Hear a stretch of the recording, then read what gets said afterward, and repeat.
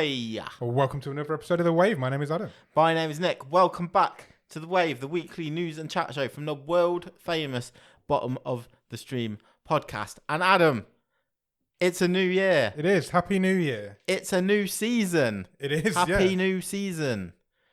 We are about to embark on season 10 of Bottom of the Stream.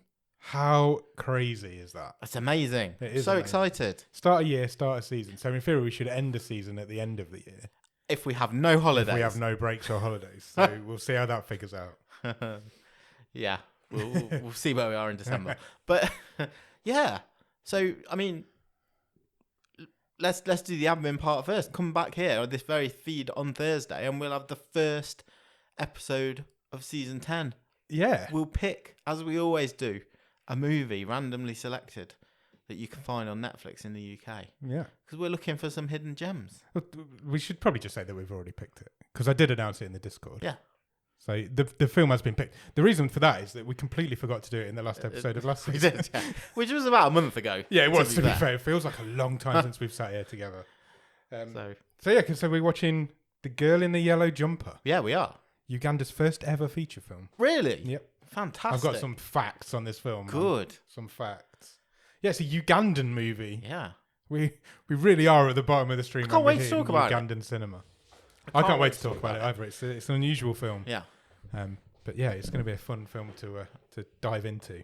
Great film to start a season on, I think. I think there's, as you said, there's a lot of interesting facts about this movie. Yeah. And I think it'll make for a good episode for us. I think it will. Whether it'll make for a good movie, well, come back Thursday and find out what we thought. But that's for Thursday. So how was your festive period? It was very nice, thank you very much. Good. I had a lot of nice chilled time. Excellent. Very casual Christmas, very chilled. Yeah. We did New Year together. That was nice. We did. Yeah, it was. First time in a couple of years. Yeah, I think so. That was nice.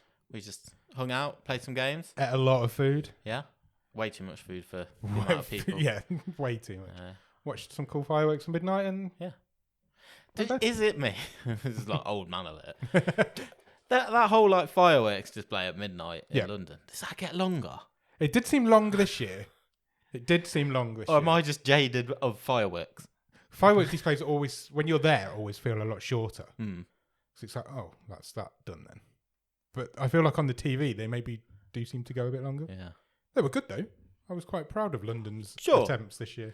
My criticism of it would be the way it's like filmed and shown. It's like the fireworks are epic. Yeah. But there's no sense of scale in terms of like, you know how you see in New York, you see thousands of people watching it all. Yeah. You wouldn't know the way how they present and film the stuff in London. That there was anybody there. That there was anybody there. Yeah, you're right. And they're always like, oh yes, 100,000 people or whatever were lining the riverbanks to see. You get no sense of that. No. What they should really do, right?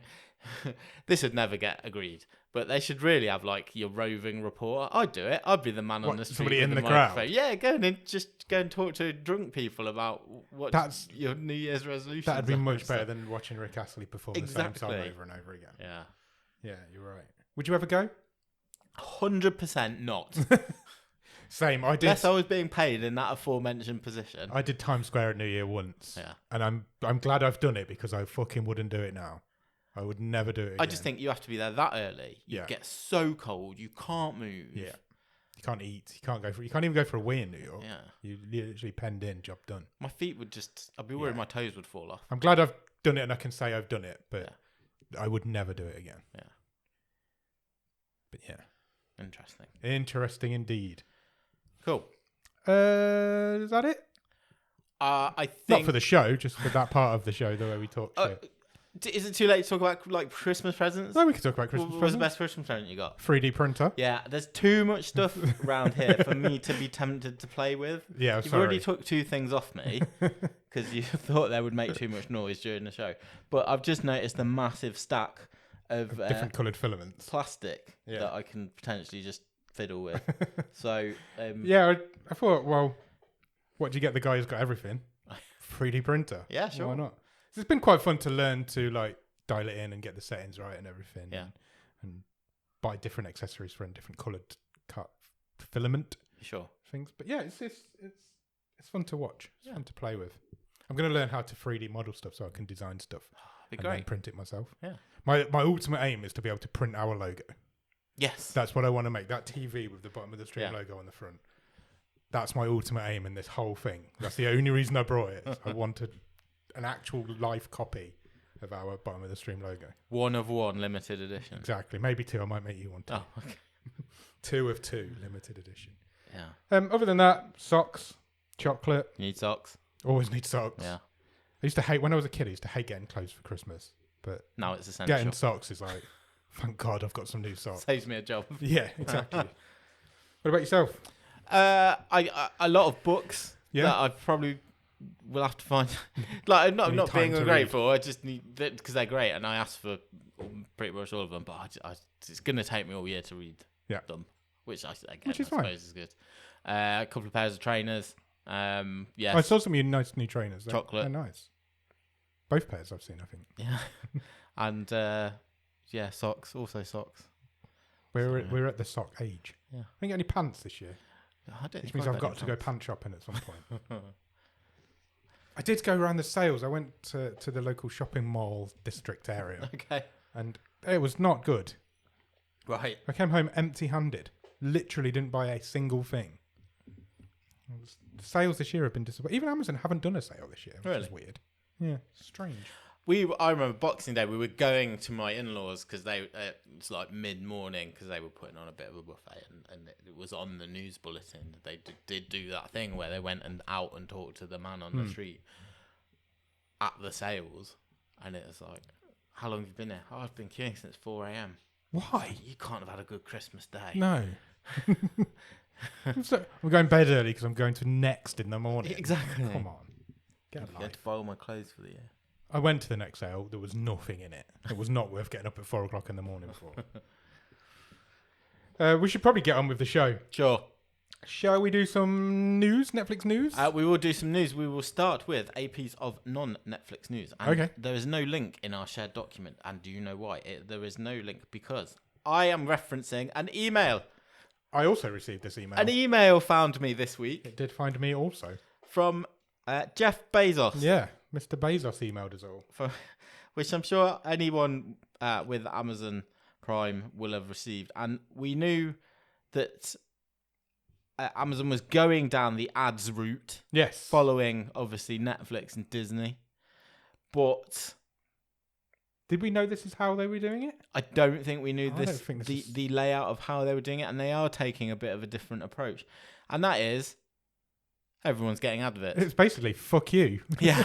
That email basically said, fuck you, you're getting ads. So I read the first paragraph. Yes, please. It says, Dear Prime member, we are writing to you today about an upcoming change to your Prime Video experience. Starting on February the 5th, Prime Video movies and TV shows will include limited advertisements. This will allow us to continue investing in compelling content and keep increasing that investment over a long period of time. We aim to have meaningfully fewer ads than ad-supported TV channels and other streaming TV providers. No action is required from you, and there is no change to the current price of your membership.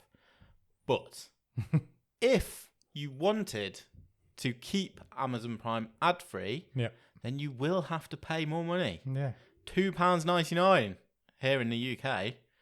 So yeah, you are opting into ads unless you go and increase your subscription fee. The way I look at Amazon, I look at it slightly different to say Netflix or Disney Plus, because for me, Amazon Prime Video is a bonus to Amazon Prime. Yeah, I pay that money every year to get the free delivery on Amazon Prime. Sure. And the next day delivery, same day delivery sure. sometimes. The video is a bonus. I will not be giving him an extra $2.99 a month. No, I mean I don't watch enough. I don't watch enough on it. I've watched a couple of bits over Christmas on there, but yeah. Yeah, that film we watched before Christmas was on yeah. there. But I don't watch enough on there to justify paying that, and I don't feel like I need to. That makes sense. But I think it's an ass backwards way of doing it, if I'm honest. I don't know if it's very.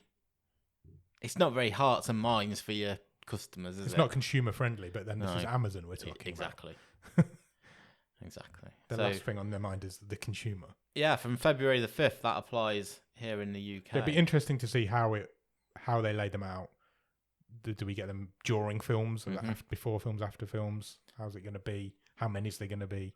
Putting them in movies. Movies that are not your movies. Yeah, that's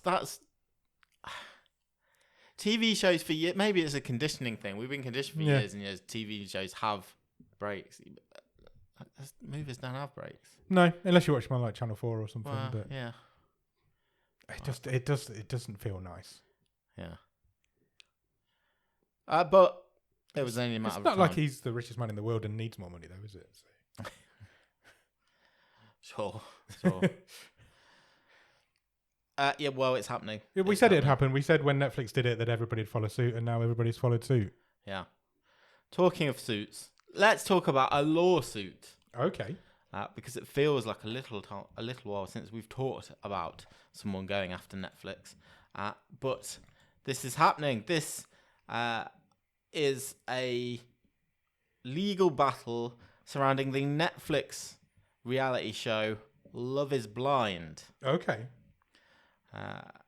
And Renee Potch, I think we'll say how we pronounce her surname. Yeah, why not? Is one of a ex-contestants of season 5 of Love is Blind, which was filmed last year. 2 years ago now, 2022. Okay.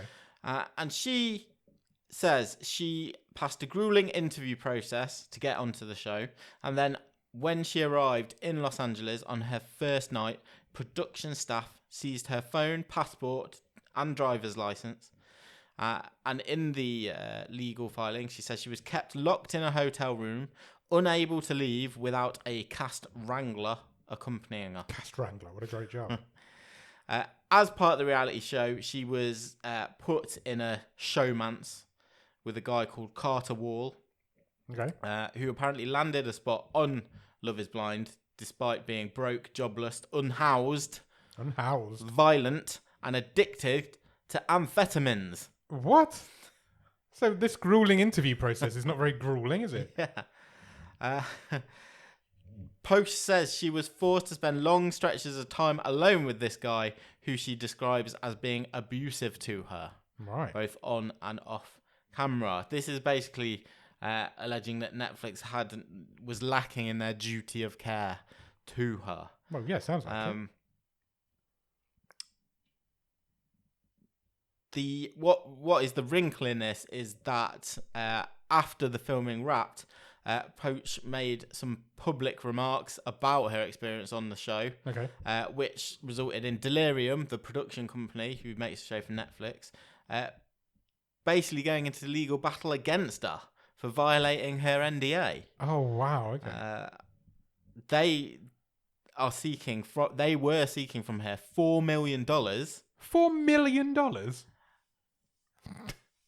When she earned from the series $8,000. What the fuck? Okay.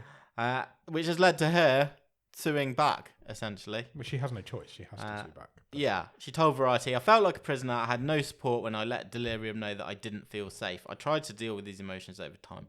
Felt like I needed to share what had happened. It felt it was only right to let others know the truth of what we all had to endure."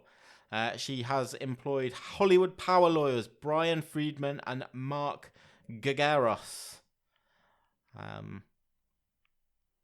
seeking to nullify the contract, the NDA, and claiming emotional distress and violation of various California labor codes.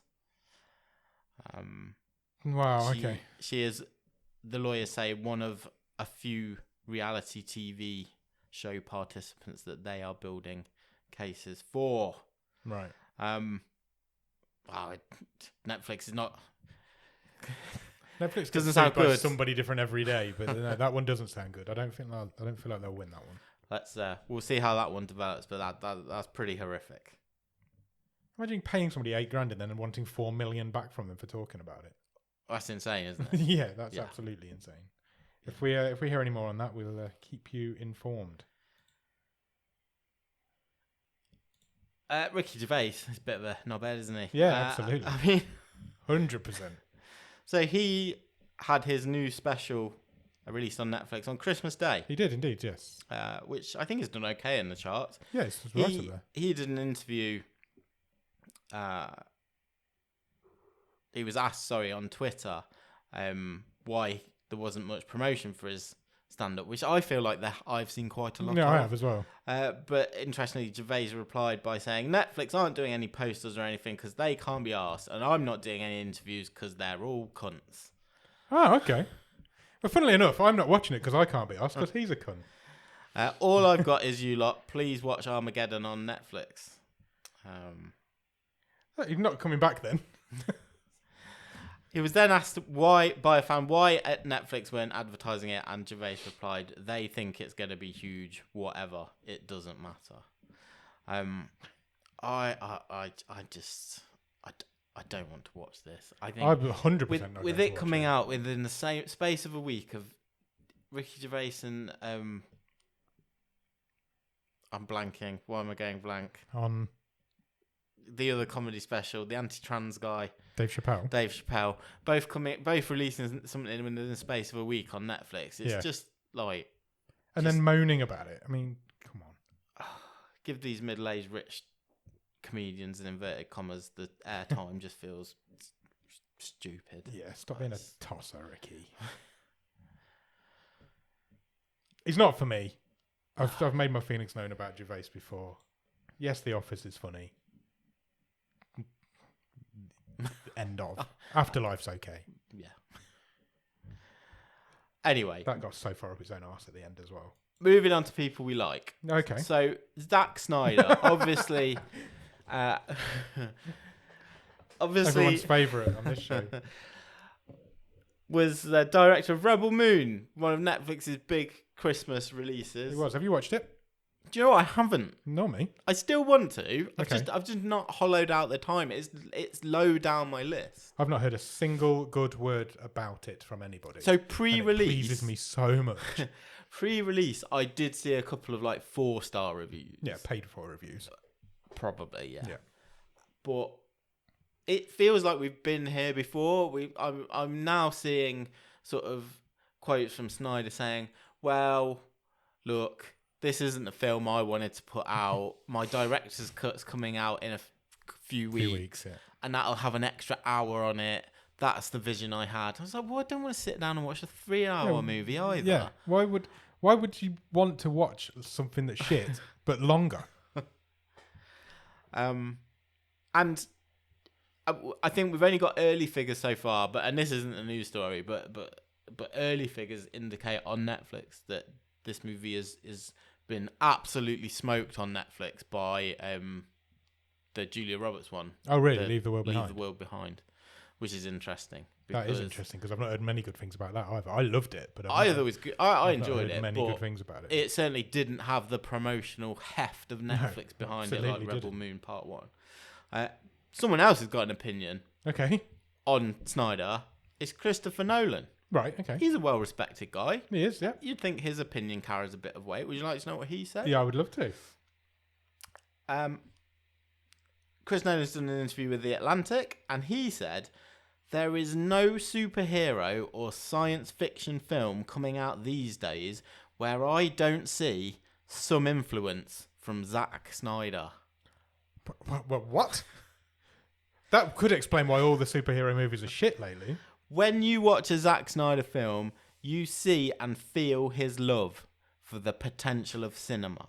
The potential of it to be fantastical, to be heightened in its reality, but to move you and excite you. How does Snyder...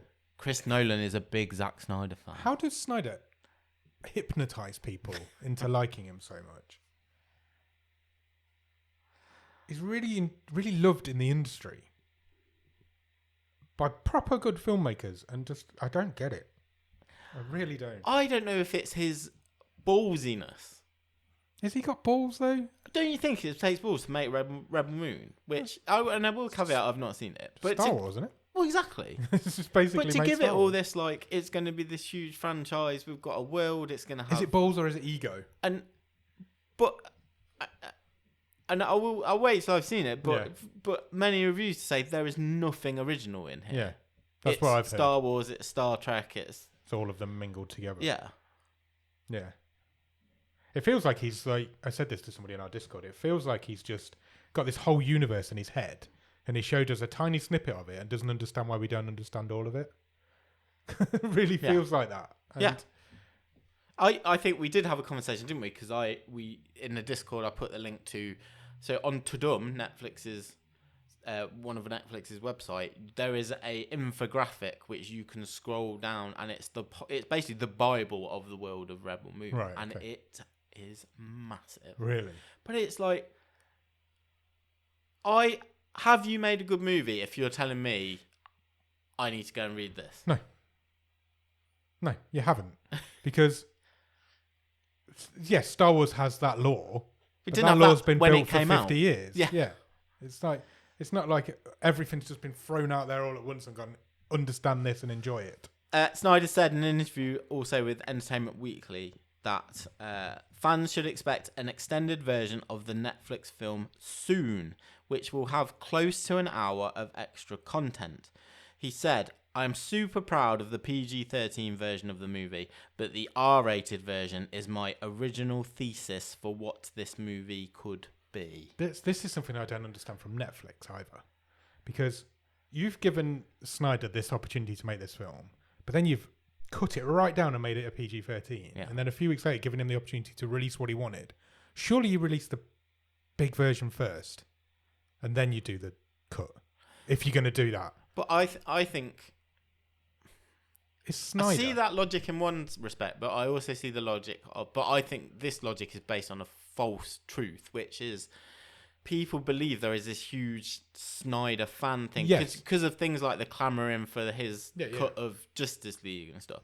But I don't think that group is as big as he helped build it up to be. I don't think it exists at all. I think it just was a Justice League fans. That's what they're trying to clamour on here, isn't it? Yeah. Here's a movie, and then we're going to wind it up to say, well, no, this is his cut, and this is what you guys want. This is Snyder's movie to all these people out there, but they haven't. They've gone, here's this movie. Well, Snyder's movie's coming because it's against what we've seen from Netflix in the past, where they just go, all right, fair enough, you're Martin Scorsese, do whatever you want, but they don't just do it with him. It's like,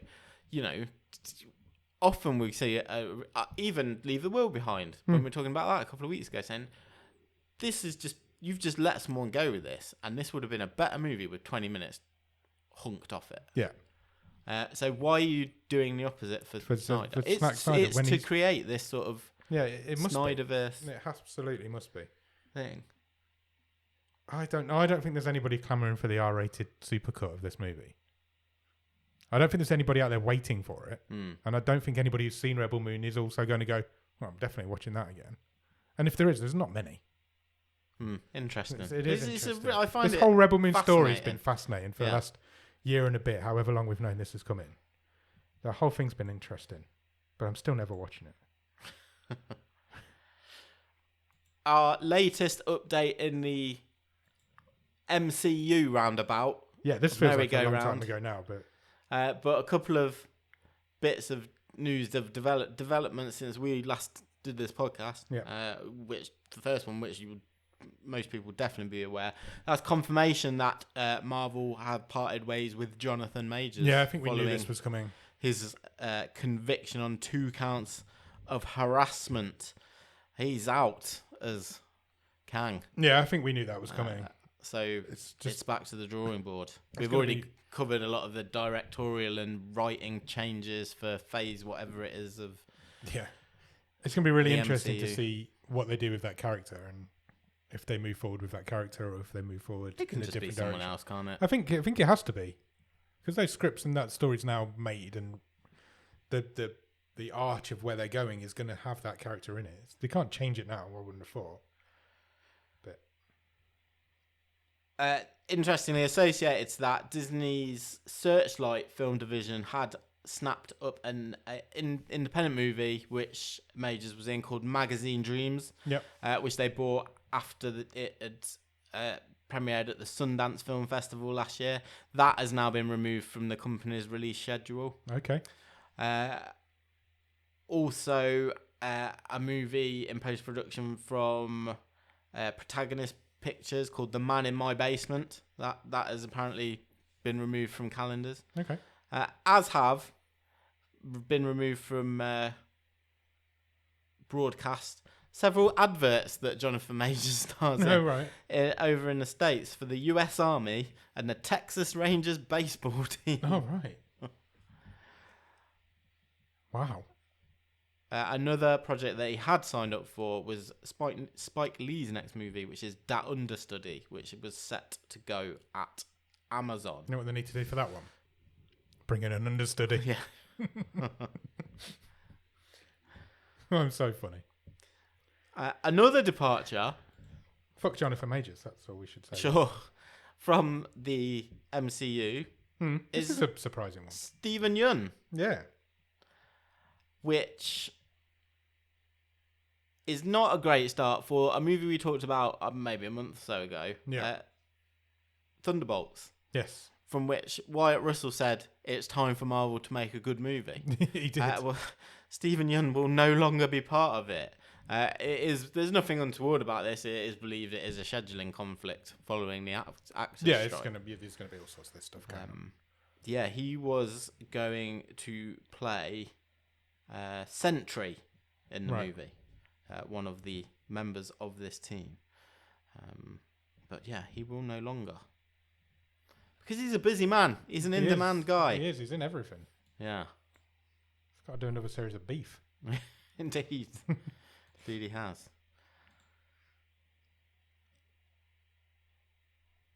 This is my favourite story of the week. Okay.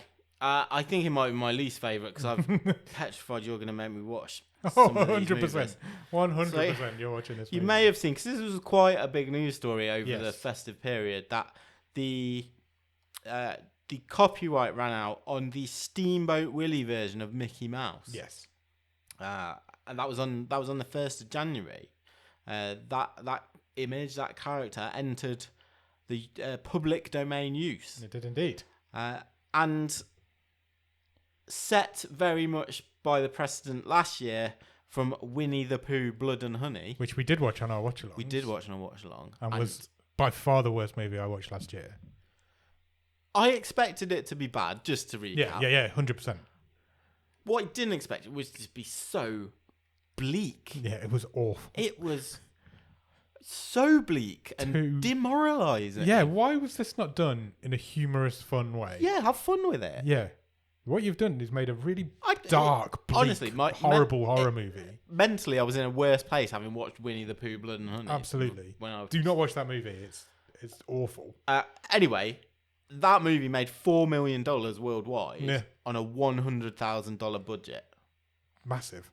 And we'll have a sequel. Because, it's bound to. It's made millions. Already, it has been announced in the first week of this year that there are 2 different horror movies in the works with the Steamboat Willie Mickey Mouse. Yeah, the original imagery. Version of Mickey Mouse. Because this is where the weird lines lie, isn't it? Because it is literally the image you can use. You can use that cartoon or any image from that cartoon, but things like the voice of Mickey Mouse is still under copyright. The trademark's still there. Yeah, it's just literally that image is all you can use. Yeah, one of those movies already has a teaser trailer. Yeah, and that is called Mickey's Mousetrap. Yes, that teaser trailer is great as well.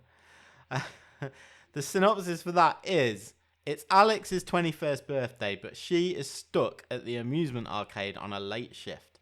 Her friends decide to surprise her, but a masked killer dressed as Mickey Mouse decides to play a game of his own with them, which she must survive. The filmmakers promise it to be a cross between Five Nights at Freddy's and Scream. Right. Also on the way is an as yet untitled movie from Stephen Lamort, who directed a horror movie a while ago called The Mean One, which I'm not familiar with. Is it the Grinch? The Grinch one? Yeah, I think it is. I think I've seen bits of it. I haven't seen it all. That will see a sadistic mouse tormenting a group of unsuspecting ferry passengers. Steamboat passengers. Yeah.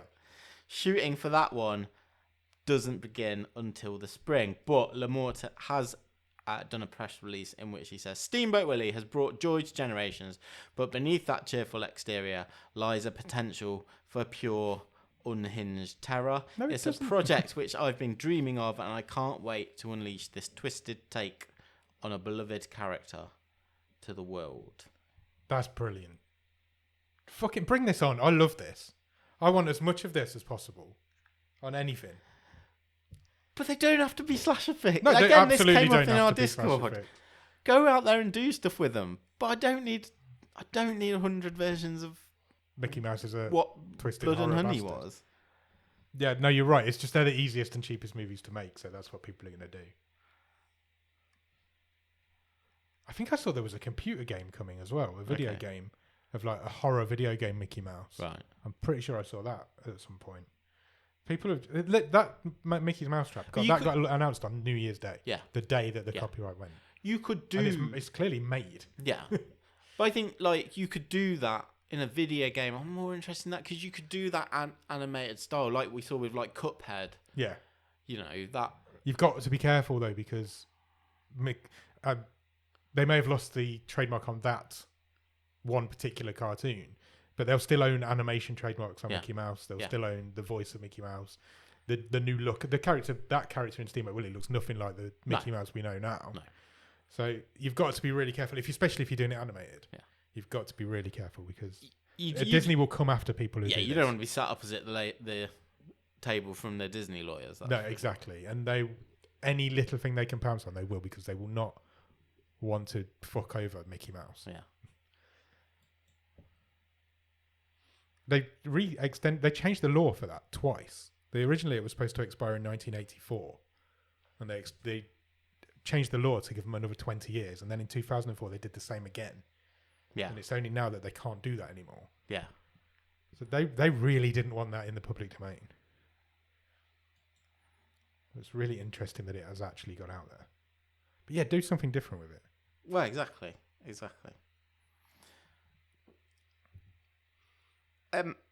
Another way in which it's not been a great year for Disney is the confirmation that 2023 was the first time since 2015 that Disney was not the global box office leader. Oh, wow, really?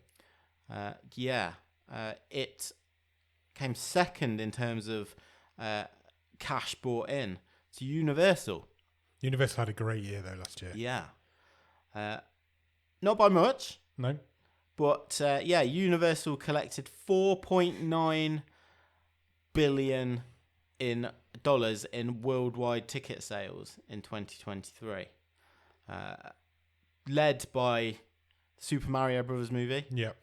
Oppenheimer. Yeah. And Megan. Megan did a lot better than anybody was expecting. So, yeah. It's good as well. Pipped Disney, who brought in $4.8 billion. Okay. Mostly led by Guardians of the Galaxy Volume 3, Indiana Jones and the Dial of Destiny, and The Little Mermaid. The second of two, which were considered pretty big flops. Yeah. Which is interesting. It is, because Indiana Jones is good.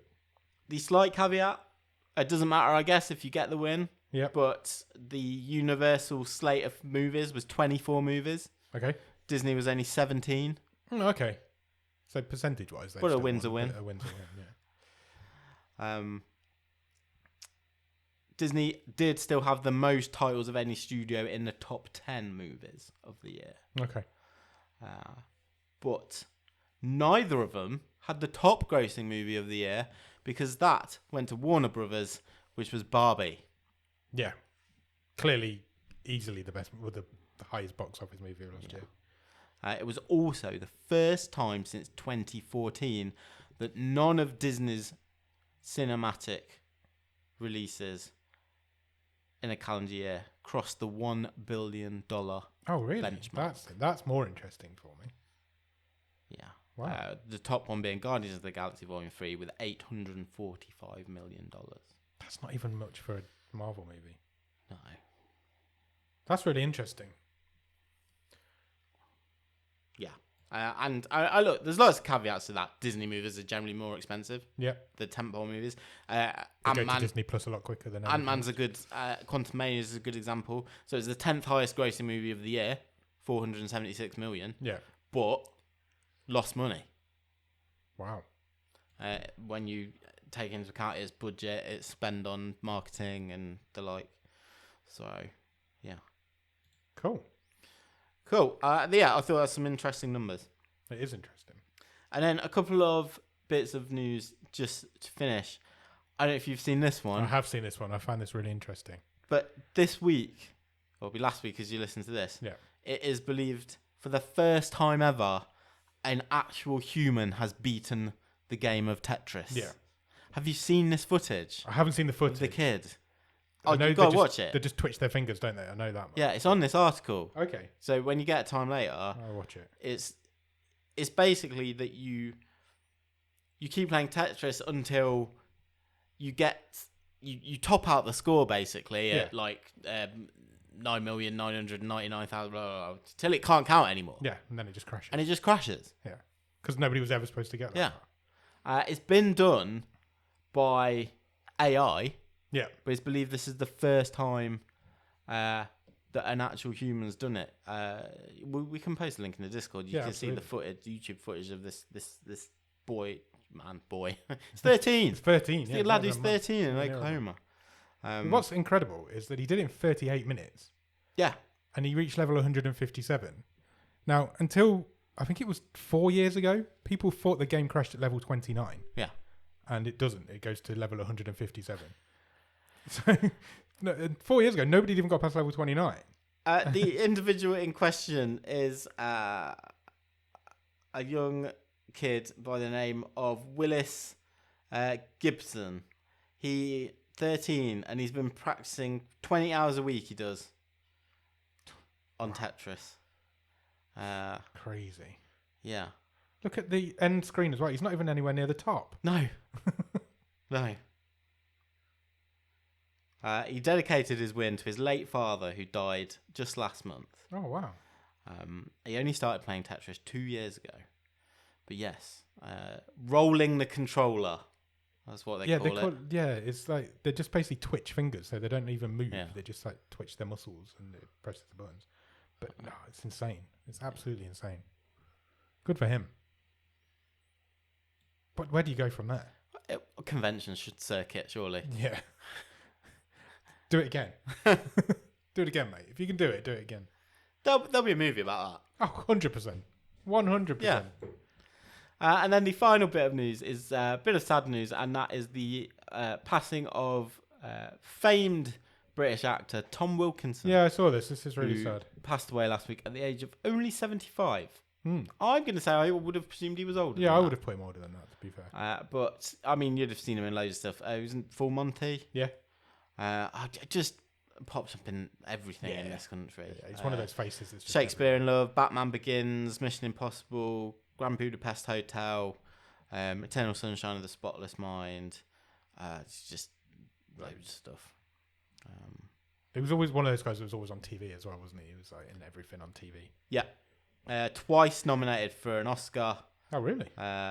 In 2001 for In the Bedroom as a leading actor and supporting actor in 2007 in Michael Clayton. Oh, okay. I didn't know that. Died suddenly on December the 30th. So rest in peace. Rest in peace. That is all the news. That was a bumper edition of the news. You can tell we've been away for a few weeks. It's been a while. Have you watched anything good at the top of the stream? I've watched quite a bit. This is also going to be a bumper edition, because I have as well. Cool. Let's start with Obliterated on Netflix. Please, let's start with Obliterated, because I've seen all of Obliterated as well. It was sort of our go-to thing over the festive period. Yeah. This is the show from the makers of Cobra Kai. Yes. And not that you would know. It's a very different show to Cobra Kai. I think the energy is similar. The energy is similar. The amount of dicks is different. And this, yes, is not for kids. This is a show about an elite anti-terrorist squad who dispose of a nuclear threat in Las Vegas. Yeah. Only it turns out, and they go and party, get drunk, get high. Only for it to turn out they haven't quite disposed of the threat, and they've got to get back on the horse. Yeah, and basically do the whole thing again, but drunk. And they've spend got the 8 whole hours series to drunk. Yeah, it's brilliant. I thought it was so funny. I think I've seen reviews saying, well, it's stupid, it's rude, I was like, yeah, that's the point. Exactly the point. Not everything has to be good, and I mean that as a compliment. Yeah, it's not high art. It's not like serious crime drama. This is a silly Netflix TV show. It's a rude, sweary action. Yeah, it show. came out at the exact right time of year. They knew exactly what they were doing, and I thought so it was much fun. I thought it was really fun. It's definitely going to get cancelled. Yeah, 100%. It has not a chance got a season 2 in it, but it is absolutely fun as fuck. I really enjoyed it. I had a lot of fun with it. Where it has got a bit of intelligence, yeah, and where I think, I'm not sure people will come out and say it, but why I think it maybe hasn't gone down well is that there's a bit of role reversal in this. Yeah. And of said elite anti-terrorist team, basically the men in the team are there for eye candy. They're the himbos. Yeah, absolutely. And the people who get shit done are the girls. Yeah. I thought it was an absolute breath of fresh air. Yeah, I completely agree with you. The men are the damsels in distress. They're the ones that keep getting kidnapped and taken and whatever. And the girls come and rescue save the day. I mean, everybody gets their bits out, but men or women, it's fine. But I thought it was an absolute breath of fresh air. I really enjoyed it. Perfect time of year to just sit and binge this show, I thought. Yeah, I really enjoyed it. Good. Next. I've watched on Amazon, funnily enough, going back to the start of this show, yeah. Freelance. What's Freelance? It is an action movie starring John Cena and Alison Brie. Oh, right. Okay, interesting. So, it was the other night, like, oh, well, I like both of those people. Yeah. This should be all right. Fun, turn your brain off type of thing. Yeah. So John Cena plays an ex-military guy going into private security. Right. And he has to go and protect Alison Brie's character, who's a journalist, going to interview a president of a country that's going through a coup. Basically. Sounds so far so generic action movie. I was really disappointed in it. Oh, really? I like I say, I like both of those leads. Yeah. I thought they had no chemistry with each other, which was really surprising. Because I thought that's the least it would have. Yeah. I didn't think this was a funny movie. Okay. And actually it was a bit boring. And we wow. were both sort of not considering turning it off, but so you did see it to the end. Yeah, but were Barely. we concentrating on it? Through your phone. Yeah. Okay. Disappointing on that one. I'll leave that one. It's a not recommend. I'll leave that one alone.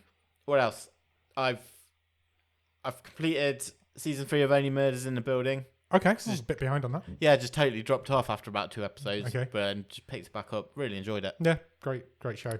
Always going to be good, that show. Probably the most obvious. Yes. Killers. I felt there was a bit less mystery because by the time you get to the last 2 episodes, I kind of feel like, well, they've ruled everyone else out. Yeah, we know who this is now because it isn't anybody else. Yeah. My only other slight criticism was this felt more like a. It sounds weird to say when you've got like Meryl Streep, Paul Rudd, Matthew Broderick, people lining up to be in this show, but it kind of felt a bit like a placeholder to the next series. One. Yeah, I think it was. I genuinely think it was. I thought Meryl Streep was fantastic in it. Yeah. Paul Rudd's not in it enough to even really judge it, but yeah, I really enjoyed it. But you're right, it is just building up to the next season now. Yeah. Which I've got no issue with. And then I watched the series finale of Ghosts UK. Same. I also watched that over Christmas. I'm going to really miss Ghosts. Me too. I thought it had already finished. I didn't realise there was a Christmas one coming. Because the end of this last series was billed as like the finale. Yeah. And it wasn't very good. No, it was... And then, is that it? It was just a bit of a damp squib at the end. And so they brought this one back for the Christmas special. And it was quite emotional, I thought. I thought it was really nice. I did. It was a really nice way to end it. Yeah. I think... I'm going to miss Ghosts. I think this is where kind of binge watching is bad, isn't it? Because I was the same. You get to the end. If this had been the last episode of that series, which I'd watched all in a row, I'd have been... Which technically it is, I suppose. But I know. It's a scheduling thing, isn't it? But I thought it was a really good finale to the show. I agree. I did as well. Yeah. I agree. One thing I haven't written down on this list. Have you finished now? Yes. Yes, we've got to my section. Did you watch Doctor Who? Yeah, oh yes, I did. Over Christmas. I thought that was really good, the Christmas one. We actually went back and watched like all the new episodes. So the last three. The three David Tennant ones, and then the new Shooty Gatwas. Didn't like all of them. I didn't hate them, considering Catherine Tate's in them, and I do hate her. I didn't hate them. My favourite one was the middle one where they're on the spaceship. That was the best one. Didn't like the one with Barney Stinson in. Neil Patrick Harris. Yeah, fuck Neil Patrick Harris. We don't like that guy. Didn't like that one. Thought that was a bit shit. But the Christmas Day one with the new Doctor, I thought was great. Just fun. Yeah. That's what that. I've seen a few Doctor Who fans slagging it off because it was too silly. As a casual viewer, for me to just get it dropped in, I felt it didn't need me to know. My criticism with Doctor Who is always, I feel like it expects me to know 60 years of, and I'm not interested. The Doctor Who fan base is one of the most toxic fan bases around. I think I've always said it. I don't like Doctor Who fans, and so they'll find any excuse to slag off the show. And this is a Christmas episode. They're always silly. But they're still going to do it because it's a new Doctor bringing it in. Yeah. I thought it was great. I had a lot of fun with it. I really enjoyed it. I think you could tell more money had been spent on these episodes. You can 100% see Disney's money in it. Disney's money is in it. You can 100% see Disney's money in it. Definitely. Yeah. That's not necessarily a bad thing. No. What else have I watched? I watched on Netflix. Let's go through Netflix first. Chicken Run. I watched the new Chicken Run. Dawn of the Nugget. Yep. I really enjoyed that. I've seen that as well. I thought it was good. Yeah. A lot of fun. Check that out if you've not seen it. Yeah. I also watched the short making of featurette that's on there. It's only about 20 minutes, but that's quite good. Yeah. Saltburn, I watched on Amazon Prime. Okay, I've not got to it. You need to watch Saltburn. Yeah. It's very, very, very, very good. Really enjoyed Saltburn. It's batshit crazy. Really well made movie. Cinematography's fantastic. Again, there's lots of naked men in it, if that's what you're into. I watched a short documentary on Netflix called Hell Camp. Okay. Which is about a series of summer camps that went on in the 80s, 90s in America, where kids were just getting abused. They were like troubled teens sent to this camp, and then they were treated horrendously the whole time. Horrible story, not a very good documentary. Oh, okay. It wasn't that interesting. It felt like there was a horrible story hidden in there somewhere, but they didn't quite manage to pull it out. Mm-hmm. I have also, this is a random one, on BBC 4 over Christmas, Bob Monkhouse's last ever stand-up show was on. Okay. How did you find that? I was flicking. I was genuinely flicking. I couldn't find anything to watch. Saw it was on. I'd heard about this show before because it's got a bit of a legendary status in the comedy circles. So basically what happened is Bob Monkhouse died in December 2003. Yeah. If you don't know who Bob Monkhouse is, he's basically widely regarded as one of the best comedy writers that Britain's ever produced. It's like a joke. He was a joke machine. But he ended his career mainly hosting TV shows, and that's what most people of our generation know him from. He used to host all like quiz shows and game shows and stuff. But he was actually a really good stand-up comic. And he died in December 2003. In June 2003, he decided he was going to put on a final stand-up show, but only invite up-and-coming comedians to watch it. Yeah. So he hired the back room of a pub in Liverpool somewhere and invited up-and-coming comedians of that time to come and watch this last show. And it was being filmed for a documentary. But they never made the documentary because he died a few months later. Yeah. The documentary never got made. So people like Rhys Shearsmith are in the audience. David Walliams is in the audience. People like that sort of generation of British comic. And he just performs a stand-up show to them. And it's basically, it's passing the torch to these new people. And it's really fucking good. He does 20 minutes of stand-up. Then he gets all reminiscing about his life and the people he knew. And he talks about Benny Hill. He knew Benny Hill, he knew Peter Sellers, all that, and working with those people. Then he brings Mike Yarwood out, who hadn't been on TV at the time for like 10 years because he'd turned into a recluse. He comes out, nobody knew he was there, and they just basically chat for 20 minutes. And then he finishes with another 10 minutes of stand-up. It's on for an hour. If you've got the iPlayer, it's 100% worth watching. It's very funny. Cool. It's really good. I would highly recommend that. And I know it sounds ridiculous. Are we allowed to like Bob Monkhouse? Yes. Yeah. You're 100%. Right, you're fine with him, I think. Because I'm not going to be sitting here recommending the comic that you're not allowed to like. I know what you mean. That generation of TV stars. I think it's good to check. Yeah. My memory of Bob Monkhouse is more because I think we're a bit too young to know him as a comic. Yeah. I always saw him as the sort of cheesy game show host. That's what he was known in. Definitely in our generation. Yeah. That's who he was. Yeah. But he's actually what he was is he was a joke machine. He just wrote. He had when he died, he had like 4,000 notebooks full of jokes that he'd never used, and they all got stolen at one point. There was this big like search to find Bob Monkhouse's joke books. He's quite a fascinating guy. Yeah, interesting. He talks about Peter Sellers and how he hated Peter Sellers' mum. Right. I know they talked about that for a while because she stole from him, and there was all this. The stories are fascinating of that generation of British comedy. If you're into that sort of thing, I would recommend. That does sound interesting. It is. Finally, I've started watching Monarch on Apple TV. Okay. This is the Godzilla TV show that's come out. Right. So Godzilla's everywhere at the minute. It is. I've even talked about Godzilla -1. Yes. I did talk about that in the last show. This is the Godzilla. So it follows on from the 2014 Godzilla movie. Yeah. And also Kong Skull Island. Yeah. So they're in the same universe. Yeah. This TV show's also in that universe. Because there's another movie in that universe coming out this year. Yes, there is. So this is set. So that Godzilla attack on San Francisco in that movie, this TV show set the year later. Okay. But it's also set in the 50s. So there's two timelines in this show. So it's set just after Kong Skull Island in the 50s. Yeah. But also just after Godzilla's attack in 2015.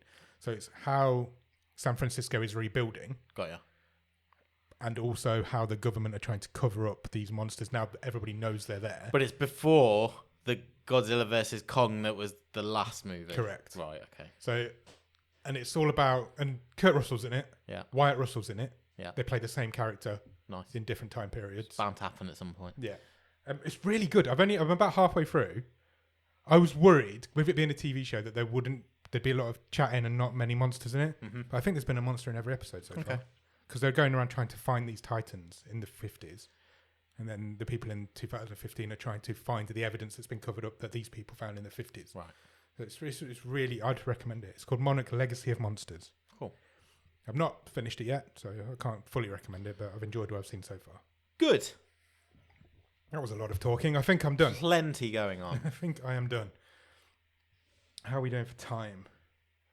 We haven't done a real talk this week. Like we said before. Well, yeah, just to recap what we said before Christmas. So Real Talk's not gone. Yeah.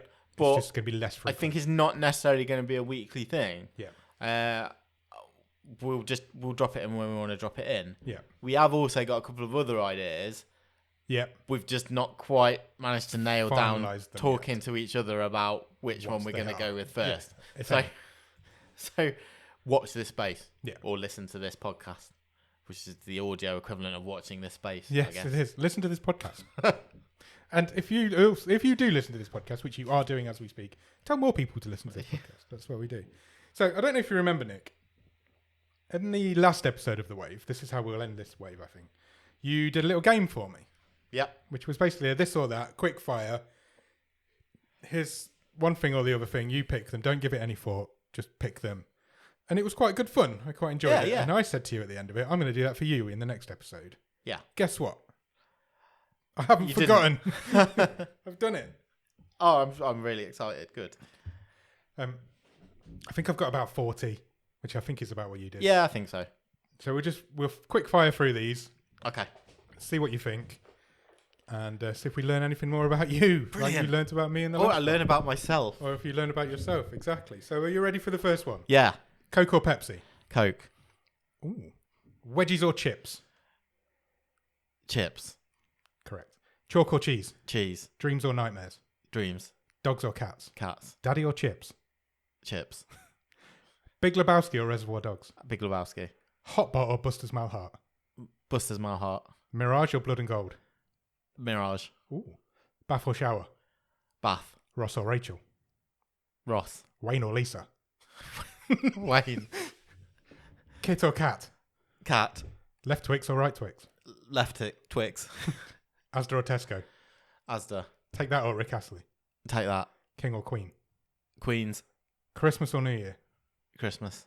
Birthdays or every other day? Birthday. Give or take? Give. Burger or pizza? Oh, that's tough. Burger. Old or young? Old.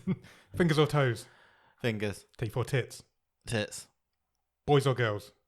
Girls. Instructions or wing it? Wing it. Christmas tree or pumpkin? Christmas tree. Ice or water? Ice. Fireman or policeman? Fireman. Scream or saw? Scream. Fish or chips? Fish. Burp or fart? Burp.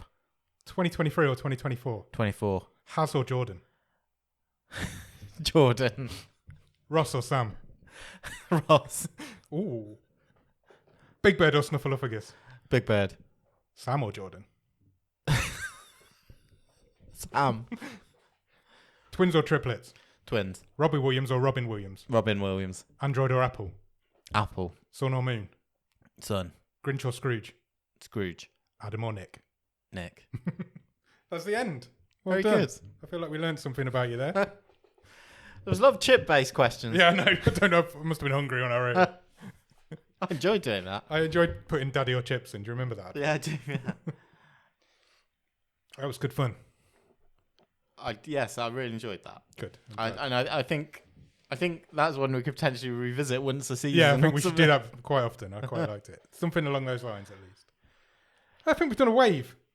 I had a great time. Happy with that wave? Yeah, First wave of season 10? I'm just delighted to be here. Me too. It's good to be back, isn't it? Yeah. That was a long time we've had off. That was maybe the longest break we've had. In a row, yeah, possibly. Yeah, possibly. I think it was. Well, it was nice to have Christmas off, though. It was, yeah. We couldn't have done it over Christmas, I don't think. And, I mean, you probably don't want to go back and watch it now because you're out of the festive bubble, but we did do a sort of director's commentary, didn't we? That was our Christmas present. Was, yeah. We did a director's Christmas commentary, movie. Captain's commentary, we called it, of Mr. St. Nick. A few people said they enjoyed it. Anyone else who's heard it, if you want more of that sort of thing, let us know, and I'm sure we can I, sort for something one, out. really enjoyed doing it. Me too. So I think we'll do more whether you liked it or not. Yeah, fine. Because it was just fun to do. Yeah. Maybe we'll do Mickey's Mousetrap.